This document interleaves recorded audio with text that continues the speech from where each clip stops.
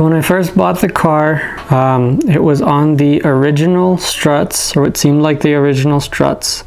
There was a bunch of play in one of the tie rods here, and this ball joint specifically had a ton of movement in it.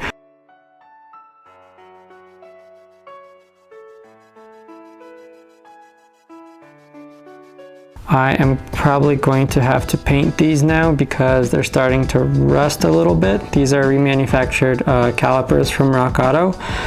The pads are StopTech 309s. I'm very happy with them, and the rotors are StopTech slotted rotors. I really like them a lot. I'm happy I went with these instead of drilled ones. They work very, very well. I have absolutely no complaints with them. The brake feel is amazing because I replaced the old original brake hoses with these braided ones, and the pedal feel is night and day. So if you're thinking of upgrading your brakes, this should definitely be on the list. Coilovers, I went with Feel 441s through recommendations of a couple of friends of mine, and I am not disappointed at all.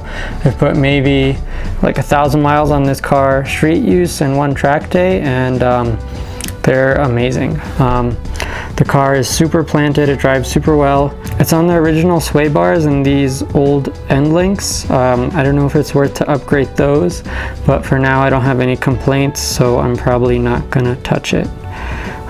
This axle is old, but on the other side I had to replace it as the boot was torn, but other than that there wasn't too much suspension work done, and there is so much less rust than the 240. This car is an absolute joy to work on.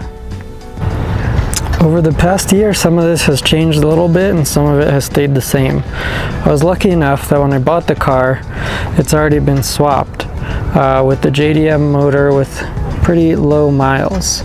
And the way you can tell that it is the JDM motor is it has these little bumps on the valve covers. That means it has AVCS, which is like variable valve timing, but that's what Subaru chooses to call it.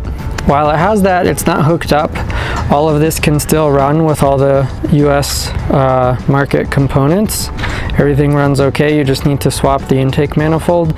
Luckily, I didn't have to do any of that. That was done before me. These hoses, the intercooler hoses, all that stuff was pretty much turned to plastic by this point, because it seems like when they did the swap, even though it's a low mileage motor, they used all this top half stuff from the original car, which has 220,000 miles and is 20 years old, so a lot of that stuff is pretty fucked up. When I bought this car, it was running. It was actually the cheapest running WRX available at the time, but it was running pretty lean. This hose, this intercooler to throttle body hose, was leaking. It wasn't attached right, and this turbo inlet hose, right where the clamp is, that little metal clamp, the stock one is made out of plastic, and they like to crack over time with age. I replaced it with this silicone one. Everything is clamped down okay, and the car is running pretty well. Needed a new battery, and it clearly has been sitting for a while because both of these battery terminals were super corroded. So I had to go and replace those. That's why the positive one isn't red. I just took whatever they had and made it work. Also, in addition, the battery, the alternator was no good, so that had to be replaced along with these hoses. Colorado requires CARB approved parts only, and if they go and check all of that stuff and you have some other aftermarket intake, you will fail. And the car is now tuned for it, which is also really good. When I bought the car, it had a catless downpipe, but also as part of Colorado's emissions to get the car registered and legal here, I had to find a OEM one, so that did get replaced. The turbo doesn't spool as quickly, it's not as loud either, but this will save me a lot of headaches when it comes to renew tags every couple of years and all of that. I figured they're only getting stricter with this stuff, and I'd rather do it now while these parts are still available, because who knows what it'll be like finding a stock downpipe if suddenly everybody needs to have them. One thing that still really confuses me is that this is still unplugged. So that clip, that connector on the bottom, from what I understand, that's the EGT sensor. It's unplugged, so it should be throwing a code, and it does, but only under certain circumstances, which is what I don't really understand. I'll have to figure out if that's something else, if I'm wrong about that, if it doesn't throw that code instantly, or what's going on with that, because that doesn't really make too much sense. As far as the engine goes, I think that's pretty much it. Like I said, I think I got pretty lucky with what it was. It seems to be a pretty low mileage motor. It runs real well. I found a pair of sedan fenders, but they're silver and don't match the rest of the car. I really like how they look. They sit a lot wider than the factory wagon ones did. I think they look awesome. They're not color matched because it's really, really hard to find red stuff for this car. So I'll have to figure out what to do with that. I experimented a little bit with Plastidip since this was originally going to be mostly a track car. I wanted to do this like camo-like design.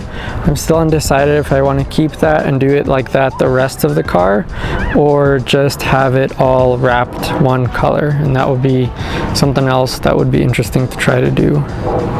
The inside of the car is in pretty good shape, all things considered. I got a wet vac and cleaned up all the seats and the carpets and everything, and it's almost like you can't tell it. We can barely tell it's a 20-year-old car with a ton of miles and a ton of owners. Pretty much a year later, and many, many, many hours and parts thrown at it, it's a car. It works. It does everything I ask of it and more. It finally got to the point where I feel like I can trust it on long journeys. Survived a track day, drove there and back with no problems, other than one check engine light, which is due to an exhaust leak, but I'm gonna fix that. I'll show you guys next time. That's the last big mechanical thing left to do on this car. Other than that, it's all going to be visual stuff and cleaning it up a little bit, making it look as nice as it drives pretty much. I'm not chasing huge power with this car. I'm not chasing lap times or anything like that. I just want a car I can go and enjoy on the weekends, and that's pretty much what it is, and it does that really, really well. So, see you guys next time. I'll show you what we need to do with this exhaust leak and why it's tripping a check engine light.